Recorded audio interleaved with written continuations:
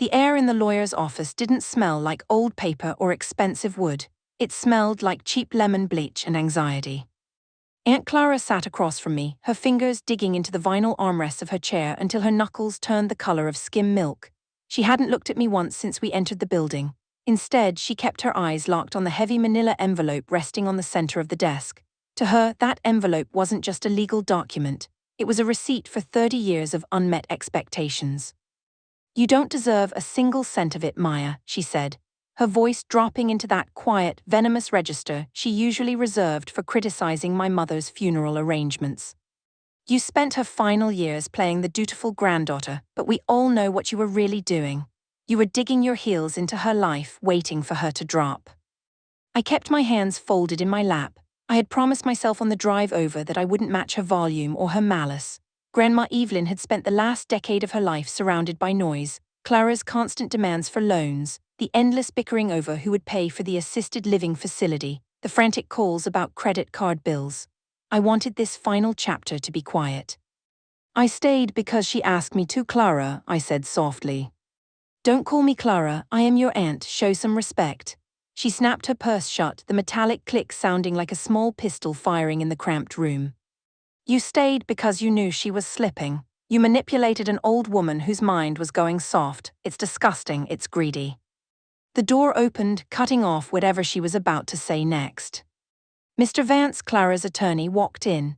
He wasn't the kind of lawyer you hired to win a complex corporate dispute. He was the kind you hired when you wanted to intimidate a family member. He was a large man with a flushed face and a suit that looked a size too small, carrying himself with the aggressive confidence of someone used to getting his way through sheer volume. Clara had hired him 3 days after the funeral, determined to contest the estate before the ink on the death certificate was even dry. "All right, let's get this sorted out," Vance said, slamming a thick leather briefcase onto the desk. He didn't shake my hand. He barely acknowledged my lawyer, a quiet public defender named Marcus who had agreed to look over the paperwork for me as a favor. Vance took his seat and pulled the manila envelope toward him, tearing it open with a blunt thumb. "We are here today to discuss the distribution of the estate of Evelyn Vance Ross. My client, Clara Ross-Miller, is the sole surviving direct descendant. The current arrangement, which leaves the entirety of the primary residential property and the associated liquid assets to Maya Lynn, is being formally challenged on the grounds of undue influence." Marcus leaned forward, tapping his pen against his yellow legal pad. "Mr. Vance, the will was updated 3 years ago. It was witnessed by 2 independent medical professionals who certified that Evelyn Ross was of perfectly sound mind. There is no legal basis for an undue influence claim." "There is every basis when a 24-year-old girl isolates an elderly woman from her only daughter," Vance countered, his voice booming in the small room. He looked at me, his eyes narrowing. "You think you're smart, kid. You think because you changed her bedpans and drove her to the grocery store you get to skip the line. You're holding on to money that belongs to the woman who actually built this family. It's pathetic. Hand over the deed, sign the waiver, and we can all go home. Otherwise, we will drag you through probate court until every dollar of that inheritance is eaten up by my fees. You won't see a dime anyway." "She isn't signing anything," Marcus said, his voice steady but strained. "Then she's a fool," Clara spat. "You're greedy, Maya, just like your father was. You see a dying woman and all you see are dollar signs. That house has been in our family for 70 years. My childhood bedroom is in that house. My memories are there. You have no right to it." I looked down at my own hands. I remembered the house differently. I remembered the leaky roof Clara refused to help fix. I remembered the winter the furnace broke, and Clara told Grandma to just buy warmer blankets because she couldn't afford to chip in for the repair. I remembered sitting at the kitchen table, counting quarters to see if we had enough for Grandma's blood pressure medication, while Clara was posting photos from a resort in Cabo. "Grandma gave me the house because she knew I would keep it," I said, looking up to meet Clara's furious gaze. "She knew you would sell it to the first developer who offered you a check." "And what if I do?" Clara leaned over the table, her face turning a mottled red. "It's my birthright. You are a mistake of a granddaughter who crawled back when you realized you couldn't make it on your own. You manipulated a vulnerable old woman. Mr. Vance, tell her what happens if we go to trial." Vance smiled, a slow, predatory expression. He pulled a fresh copy of the will from the envelope, smoothing it out on the desk with the flat of his hand. "What happens is that we pull every medical record, every text message, and every bank statement from the last 5 years. We will paint a picture of a calculating young woman who systematically cut off an aging mother from her daughter. By the time I'm done, the judge won't just invalidate the will, they'll look into criminal charges for elder exploitation. I suggest you read the room, Miss Lynn. He flipped to the final page of the document, where Grandma's shaky signature sat next to the notary's blue stamp. Let's look at the final stipulations just so we are completely clear on what your grandmother intended before you allegedly corrected her judgment, Vance said, his tone dripping with sarcasm. He ran his finger down the page, looking for the standard boilerplate language about executors and asset distribution. But as his finger stopped near the bottom, his smile vanished. The silence that followed was sudden and absolute. The aggressive, booming energy Vance had brought into the room seemed to evaporate instantly. He blinked, pulling the paper closer to his face. He adjusted his glasses, his chest heaving slightly as he read the last paragraph again, then a third time. Mr. Vance, Clara asked, her voice losing its sharp edge, replaced by a sudden spike of nerves. What is it? Just read it to her, let her hear how she's destroying this family. Vance didn't answer. The color was rapidly draining from his face, leaving him looking sickly and gray under the fluorescent lights. His fingers began to tremble, just a little, rustling the edge of the paper against the desk. Vance, Clara demanded, leaning further over the table trying to see the document. What's wrong with you? Read the clause. The lawyer slowly looked up. He didn't look at Clara. He looked directly at me, his eyes wide with a mixture of shock and sheer panic. The arrogance was completely gone. He looked like a man who had just opened a door and found a drop into a bottomless abyss. I can't read this, Vance whispered, his voice cracking. What do you mean you can't? Clara reached out to grab the paper, but Vance pulled it back sharply, his movements sudden and panicked. This meeting is over, Vance said, his voice rising in pitch as he scrambled to stand up. His chair scraped violently against the floor. He began shoving his legal pads and files back into his briefcase with trembling hands, not even bothering to organize them. He was dropping papers, his fingers clumsy. Are you insane? Clara screamed, standing up with him. We are in the middle of a deposition. You are my lawyer. Tell them we're suing. I am no longer your lawyer, Mrs. Miller, Vance said, his voice shaking violently as he snapped his briefcase shut. He looked at the will on the desk, then looked back at me, a visible sweat breaking out on his forehead. I am withdrawing from this case immediately. Do not contact my office again. Our contract is terminated effective right now. You can't do that, Clara shrieked, reaching for his arm, but Vance recoiled as if he had been burned. He didn't look back. He grabbed his briefcase, threw open the office door, and practically sprinted down the hallway, leaving the door swinging behind him. The heavy thud of his footsteps faded rapidly down the corridor, followed by the distant sound of the building's main exit slamming shut. Clara stood frozen, her mouth open, staring at the empty doorway. The absolute certainty that had carried her into the room had vanished, replaced by a cold, suffocating confusion. Slowly, she turned her head toward the desk, where the final page of Grandma Evelyn's will lay completely exposed. Marcus was the first to move. He didn't make a sound, but his hand slid across the table with a careful, deliberate precision, anchoring the document before Clara could recover her senses. He spun the page around so it faced us, his eyes scanning the text that had just sent a veteran attorney running into the street. Clara lunged forward, her nails scratching against the wood as she tried to snatch it back. Give me that, he's incompetent. I'm going to report him to the Bar Association. He's a coward. Sit down, Clara, Marcus said. His voice wasn't loud, but it possessed a new, icy authority that made her freeze. He didn't look up from the page. If you touch this document before I finish reading it, I'll have the security guard downstairs remove you for disrupting a legal proceeding. This isn't a proceeding, it's a circus, she yelled, though she slowly sank back into her vinyl chair, her breathing shallow and ragged. She stared at the paper as if it were an explosive device. What does it say? What did you people put in there? You altered it, you must have. I didn't answer her, I was watching Marcus. His usual calm, methodical expression had vanished. His jaw was locked so tight a small muscle flickered beneath his skin, and his eyebrows rose until they nearly met his hairline. He read the paragraph twice, then looked up at me, a strange, unreadable expression in his eyes. Maya, Marcus said quietly, turning the page toward me, you need to see this. I leaned in. Grandma's handwriting at the very bottom was distinct, shaky, but deliberate, written in the thick blue ink she always used for her grocery lists. The final sentence read, "To my daughter Clara, who believes my wealth lies in the soil beneath my house and the paper in my bank, I leave the truth she spent 30 years trying to bury. I know what happened to your sister Sarah in the winter of 1996. I know Mr. Vance was the one who drew up the non-disclosure agreements for the neighbors. And the evidence of the cash payments to clear his name is buried exactly 4 feet beneath the floor of the master bedroom closet."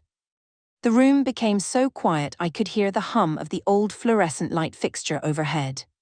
Sarah? The name felt like a physical blow. Sarah was my mother. She had passed away when I was barely a toddler, and growing up, the story had always been the same. A tragic sudden illness while she was away at college.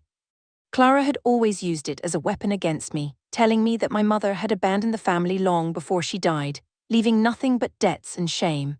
Whenever I asked Grandma about those years, her face would go pale, her hands would start to shake, and she would change the subject, murmuring that some things were better left to the earth. I looked up at Clara.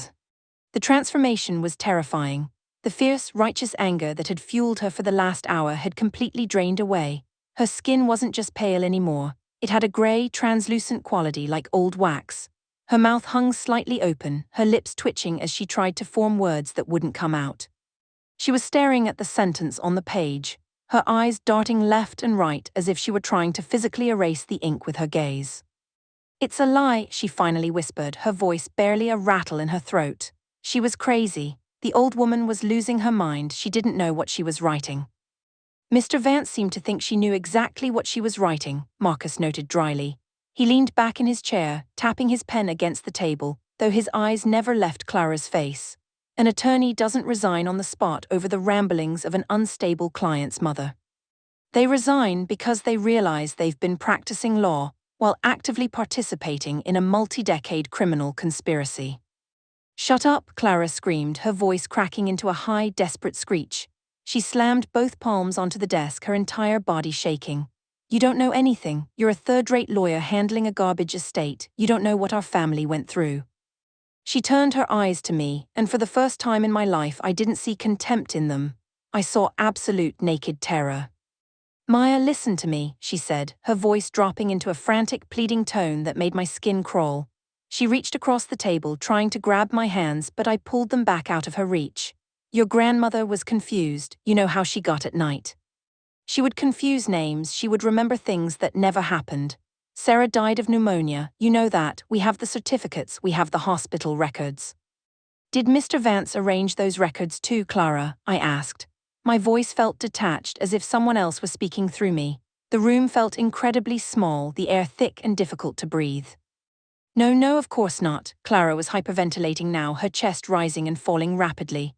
"Think about the family name, Maya. Think about what this would do if people start digging into the past, if the press gets a hold of this. Everything we've built, everything your grandmother worked for, it will be ruined. The house will be worthless. It'll be a crime scene." "So it is * a crime scene," Marcus said softly. Clara looked at him, her eyes wild, realizing too late that she had just confirmed the very thing she was trying to deny. She scrambled backward, her chair screeching against the floor again. She grabbed her purse, her hands shaking so violently she dropped it, spilling coins, lipsticks, and receipts across the floor. She didn't even bother to pick them up. She just grabbed the bag by its strap and backed toward the door, her eyes locked on the document still sitting under Marcus's hand.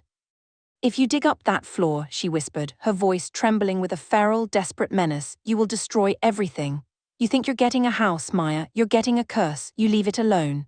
You sign the papers over to me and I'll make sure you're taken care of. I'll give you twice what the house is worth, just let me have the house." "The house belongs to Maya," Marcus said, his voice hard as iron. "And as of this moment, you are trespassing if you set foot on the property. I suggest you find a new lawyer, Mrs. Miller, one who specializes in criminal defense." Clara didn't say another word. She turned and fled, the sound of her heels clicking frantically down the corridor, a mirroring echo of her lawyer's escape just minutes before. The office door clicked shut, and then there was only the sound of our own breathing. Marcus let out a long, slow breath, leaning forward and rubbing his temples. Well, that was not what I expected when I offered to review a basic property dispute. I sat perfectly still, staring at the thick blue ink of Grandma's handwriting. The world felt entirely different than it had 10 minutes ago. The memories of my childhood, the strange silences, the topics that were forbidden, the way Clara always looked at me with a mixture of hatred and fear, suddenly began to realign into a dark, coherent shape. "Marcus," I said, my voice barely audible, "what do we do?" He looked up, his expression deeply serious. "Legally, the will is valid, the estate is yours, but that sentence is a formal declaration of a crime. If we ignore it, we are withholding information regarding a potential homicide or a major cover-up. If we go to the police, they are going to want to see the evidence she mentioned." "The master bedroom closet," I murmured. "Exactly 4 feet down," Marcus repeated, looking at the page. "Your grandmother didn't just leave you a house, Maya. She left you a vault. She knew Clara would contest the will. She knew Clara would bring Vance into this room. She set a trap and they walked right into it." I stood up, my legs feeling weak beneath me. I thought of Grandma Evelyn in her final weeks, sitting in her armchair by the window, looking out at the overgrown yard. She had been so quiet, so frail, but she hadn't been defeated, she had been waiting. "We need to go to the house," I said. Marcus stood up with me, packing the will carefully into his briefcase. "I'm coming with you. Not as your lawyer, but as a witness. But Maya, are you sure you're ready for whatever is under those floorboards?" I looked at the empty chairs where my aunt and her lawyer had sat, their empty threats still lingering in the air. My mother has been gone for 30 years, and for 30 years they made me believe she was the problem. I'm going to find out the truth. The drive to Grandma Evelyn's house was completely silent. Marcus kept his eyes on the road, his hands gripped tight on the steering wheel, while I stared out the passenger window. The late afternoon sun cast long, distorted shadows through the trees, making the familiar streets look foreign and threatening. When we pulled into the gravel driveway, the old 2-story house looked exactly as it always had. The white paint was peeling near the gutters, and the porch swing shifted slightly in the breeze. For years, this place had felt like a sanctuary, a quiet island away from the rest of the world. Now it felt like a locked box holding a 30-year-old secret. Marcus turned off the engine. "We don't have to do this alone, Maya. We can call the sheriff right now." "No," I said, my hand already on the door handle. "If the police show up before we know exactly what's down there, Clara's new lawyers will find a way to tie this up in bureaucratic red tape before we can even breathe. Grandma left this instruction to me *. I need to see it first." He nodded once, opening his door. "All right, let's find out." We walked up the creaking porch steps. My hands shook so badly it took 3 attempts to fit the heavy brass key into the front door lock. When the bolt finally clicked open, the familiar scent of old lavender and peppermint rushed out to meet us. The house was cold, the air perfectly still. We didn't stop in the living room or the kitchen. We walked straight up the stairs, our footsteps echoing loudly against the bare wood, up to the master bedroom at the end of the hall. Grandma's room was exactly as she had left it. The quilted blanket was smoothed over the mattress, and her reading glasses still sat on the bedside table, but my focus was entirely on the heavy, slatted wooden door in the corner, the master closet. Marcus cleared his throat, stepping inside the closet ahead of me. It was deep, lined with old coats and storage boxes. He began pulling down the winter jackets and shoving the heavy plastic bins out into the bedroom, clearing the floor until nothing remained but the old, wide pine floorboards. "She said exactly 4 feet down," Marcus muttered, kneeling on the floor. He tapped his knuckles against the wood. The sound was dull and solid, but when he crawled further toward the back wall, the pitch changed. It sounded hollow. He looked around the room, his eyes landing on an old iron fireplace poker resting by the unused hearth in the bedroom. He grabbed it, wedging the flat, pointed end into the seam between 2 of the central floorboards. With a sharp grunt, he leaned his weight against the iron. The wood groaned, a sharp screeching sound as the old, rusted nails finally gave way. The first board popped upward, releasing a puff of grey dust and the sharp, unmistakable smell of damp earth and decayed canvas. Marcus pulled away 3 more boards, creating a dark gap about 2 feet wide. He shone the flashlight from his phone down into the opening. Beneath the floor joists, there was no concrete foundation, just a deep crawlspace filled with dark, dry dirt. Marcus dropped down onto his stomach, shining the light directly into the hole. "There's something buried right here," he whispered, his voice muffled by the floorboards. "The dirt is loose, it's been disturbed." He reached down into the gap, using the iron poker to scrape away the top layer of loose soil. Within seconds, the metal struck something solid with a dull thud. He dropped the poker and began digging with his bare hands, coughing as the dry dust billowed up into the air. "I've got it," he said, his voice tense. He leaned down further, his shoulders straining as he hauled a heavy object out of the earth. He lifted it through the broken floorboards and set it down on the bedroom carpet. It was an old, military-style metal ammunition box, heavily rusted around the hinges but sealed tightly with a thick, heavy padlock chain. On top of the box, taped inside a plastic sleeve to protect it from the damp earth, was a small, faded photograph. I dropped to my knees beside the box, my breath hitched in my throat. The photograph showed my mother, Sarah, smiling brightly on a college campus, her arm wrapped around a young, laughing Evelyn. They looked so happy, but it was what was tucked behind the photograph that made my heart stop, a small silver key. "Maya," Marcus said quietly, handing me the key. My fingers were trembling so violently I could barely guide the key into the padlock. It took all my strength to turn it, the old mechanisms inside grinding against decades of rust before finally snapping open. I unwrapped the heavy chains and pulled back the metal latches of the ammunition box. The hinges shrieked in protest.